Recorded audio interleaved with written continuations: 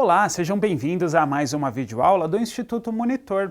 Nosso assunto de hoje é manufatura e serviços. Os tópicos a serem abordados nessa aula são a evolução histórica, administração científica, desafio da manufatura. Ao término desta aula, você deverá ser capaz de conhecer a evolução da administração da produção, descrever as fases da evolução da administração da produção. A evolução histórica. Primeiramente, vamos pensar no conceito do termo administração da produção. Administração remete a planejar, organizar, dirigir e controlar. Produção parte do princípio de que eu tenho um insumo, uma matéria-prima, eu vou agregar valor num processo e assim eu tenho um produto final.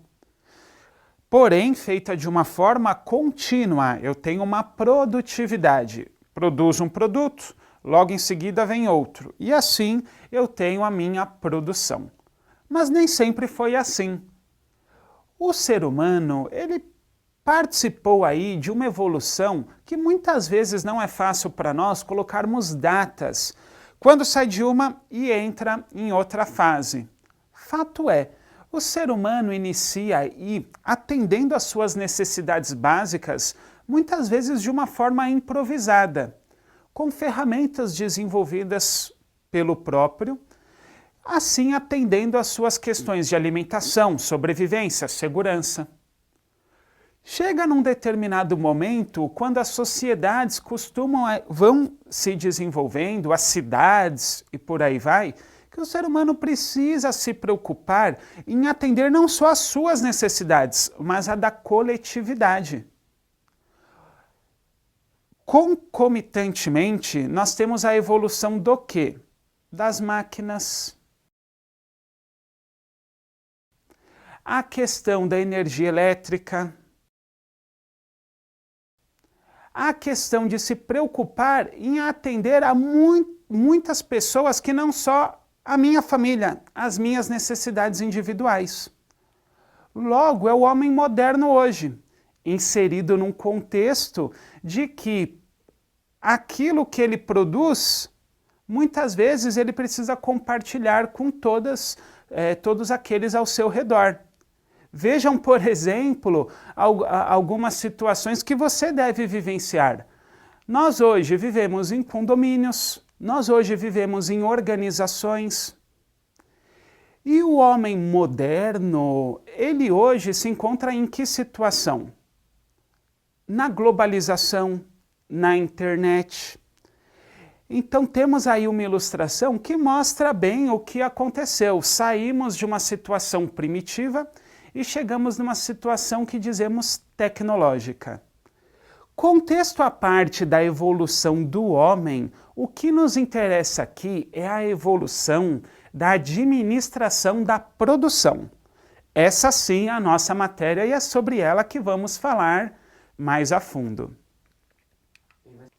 A produção artesanal.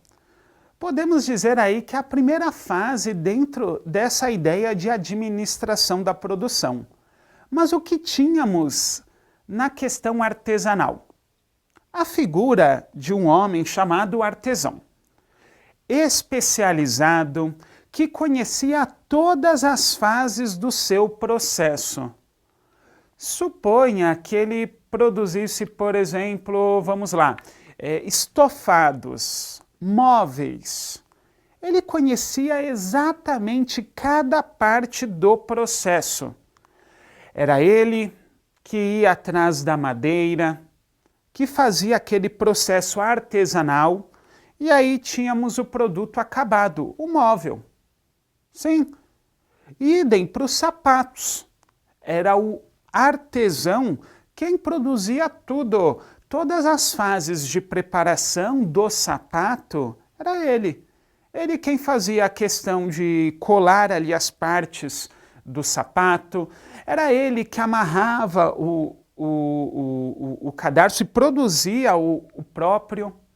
Então percebam que a grande ideia do sistema artesão, o homem conhecia toda a parte do processo. Ele era o dono do próprio processo. Ele era o dono do seu negócio. Logo, se a gente visualizar da seguinte forma, a produção de móveis, conforme o exemplo citado há pouco, eu tenho várias fases até que o móvel esteja pronto. O artesão participava de todas elas. Ele conhecia tudo. Logo, era uma figura especializada.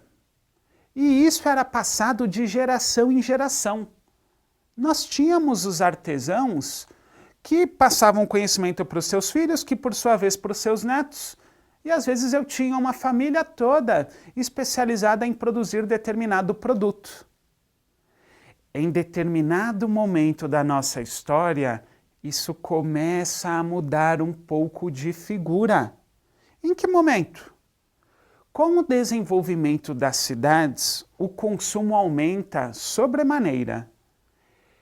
E essas cidades precisam de alguém para quê? Para atender às suas necessidades de produtos, equipamentos, que muitas vezes apenas pelos artesãos, necessidades essas não foram supridas.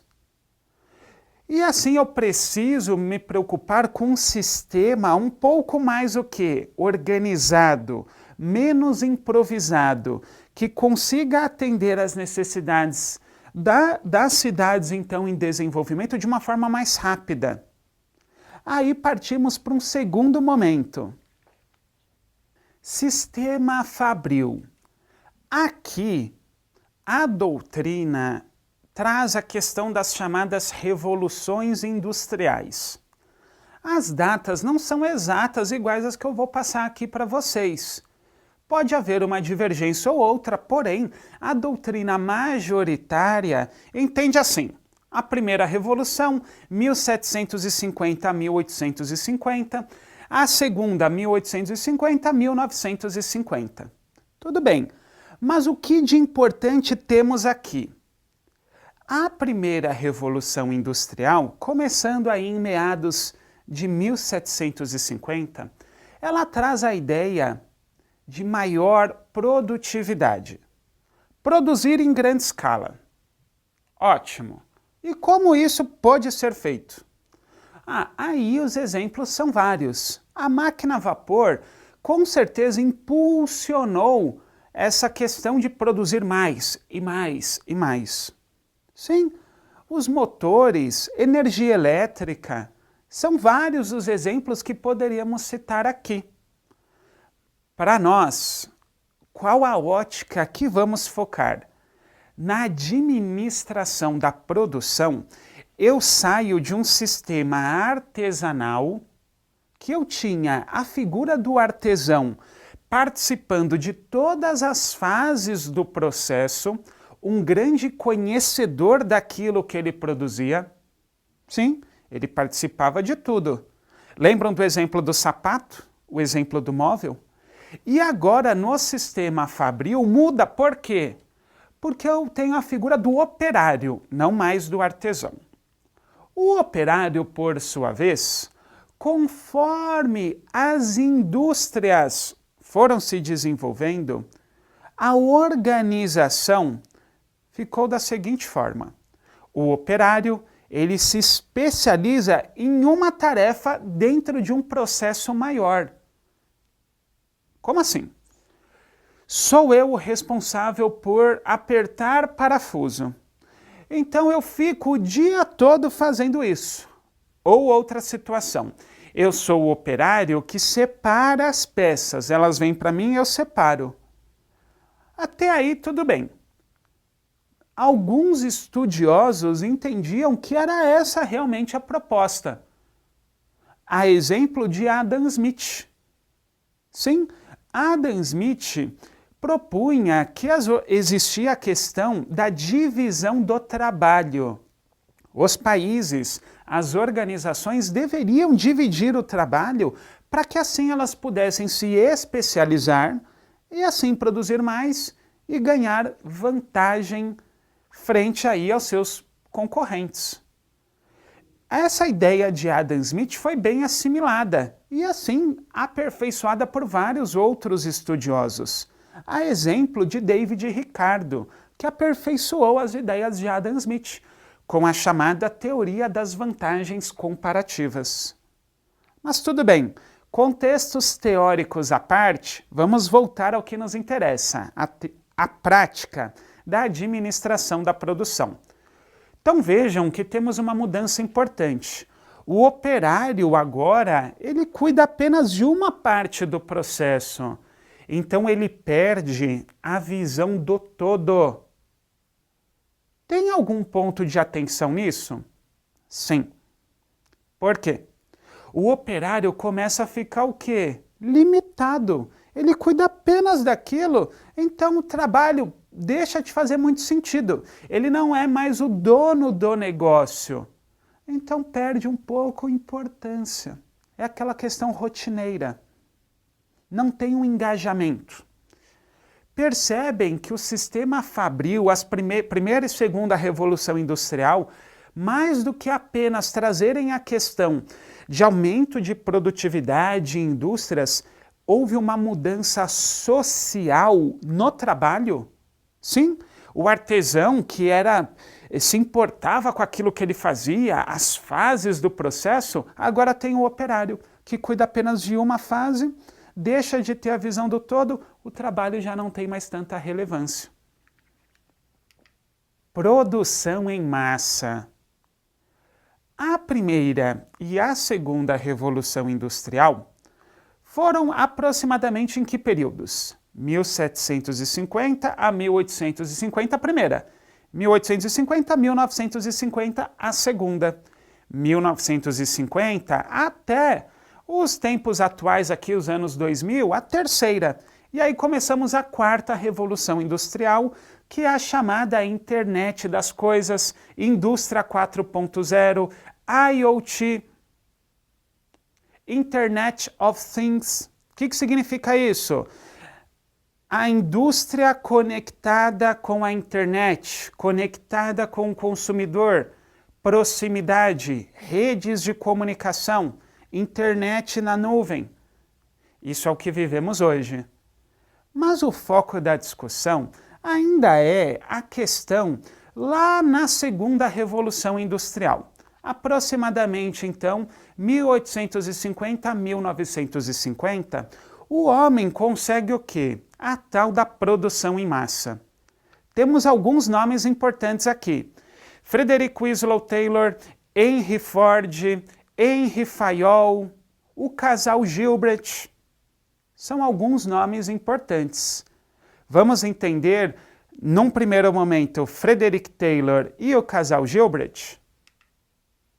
Frederick Winslow Taylor, engenheiro americano, famoso aí para quem é estudioso de administração da produção, pois ele é o chamado pai da administração científica.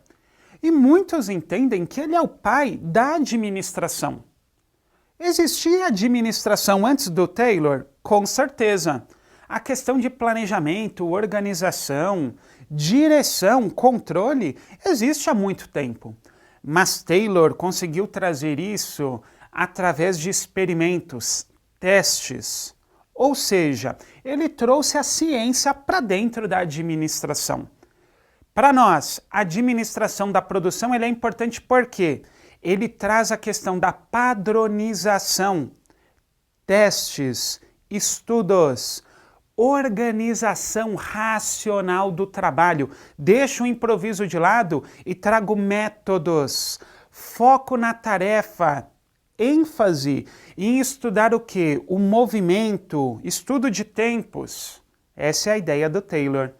Taylor foi aperfeiçoado pelos estudos do casal Gilbert, Frank e Lillian, que também debruçaram-se aí nessa questão de estudar o movimento. Eles chegaram num nível de detalhes que eles estudavam o operário executando uma tarefa, quais os movimentos que eles faziam com as mãos. E assim padronizaram e disseram assim: essa tarefa, os movimentos são esses que você tem que fazer. Vejam a importância desses estudiosos. Período aproximado de 1911, 1920, tivemos aí um enriquecimento dessas teorias do que? Estudar a produção, padronizar métodos, procedimentos. Desafio da manufatura.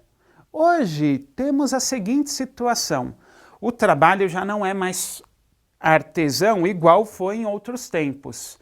Também a questão de produção em massa, já superamos isso, já convivemos com isso. Qual a grande questão hoje? A automação. Sim, aquela operação que era executada pelo chamado operário, muitas vezes pode ser executada por um robô. Como fazer isso sem aumentar o desemprego? Como fazer isso tornando-se mais competitivo? Quais os investimentos em manufatura que eu realmente devo fazer? Essas são questões que a administração da produção deve se perguntar e procurar aí debater. Desafio da manufatura. O grande desafio da manufatura é conseguir fazer com que a organização se mantenha competitiva no mercado e, para isso, é necessário estar alinhada com as estratégias da organização. Chegamos ao final de mais uma videoaula do Instituto Monitor sobre manufatura e serviços. Espero que tenham gostado. Frequente nossas redes sociais. Até a próxima!